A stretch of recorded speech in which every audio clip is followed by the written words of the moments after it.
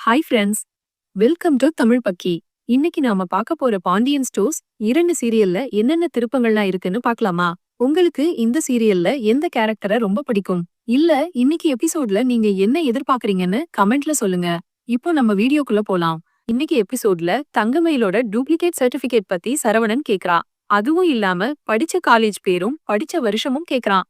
அது மட்டும் சொன்னா போதும், நானே உனக்கு டூப்ளிகேட் சர்டிபிகேட் வாங்கி தர்றேன்னு சரவணன் உறுதியா சொல்றான். இதனால மறுபடியும் தங்கமயில் மாட்டிக்கிறா. அதே நேரத்துல தங்கமயிலோ 12வது கூட முழுசா படிக்கல. அப்படி இருக்கும்போது இங்க சமாளிக்க முடியாதுன்னு நினைச்சுக்கிட்டு பொய் சொல்லிட்டு ஊருக்கு கிளம்பி போயிட்டா. எப்படியாவது டான்ஸ் போட்டியில கலந்துக்கணும்னு ராஜி டான்ஸ் பிராக்டிஸும் எடுக்கிறா. ஆனா பெர்மிஷன் தான் கிடைக்கல. இதுக்காக மீனா கிட்ட சிபாரிசு பண்ண சொல்றா. மீனாவும் கோமதி கிட்ட சாமி தான் நம்மள இங்க வர வச்சிருக்கு. ராஜியையும் டான்ஸ் ஆட வைக்கும். இதெல்லாம் சாமி கணக்குன்னு சொல்லி எப்படியோ பேசி பெர்மிஷன் வாங்கிட்டா. அடுத்த சீன்ல செந்தில் கடையில உட்காந்துக்கிட்டு 48 ரூபாய்க்கு பதிலா 58 ரூபாய் குடுக்கறான்.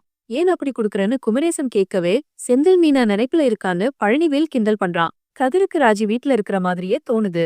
வீடு முழுக்க ராஜி இருக்கிற மாதிரியே நினைப்புதான்.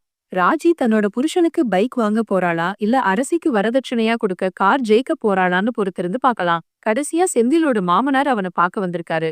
அவரோட கடை பக்கத்துல இருக்கிறதாகவும் உடனே வர சொல்லியும் கூப்பிடவே உடனே செந்தில் கிளம்பி போறதோட பாண்டியன் ஸ்டோர்ஸ் 2 சீரியல்ல இன்னைக்கோட எபிசோட் முடியுது. இந்த எபிசோட் பார்த்ததுல உங்களுக்கு எது ரொம்ப இன்ட்ரெஸ்டிங்கா இருந்துச்சு?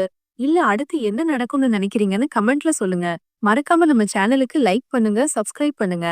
அப்போதான் நான் போடுற அடுத்த வீடியோ உங்களை வந்து சேரும். சீக்கிரமே உங்களை இன்னொரு வீடியோல பாக்குறேன். பை.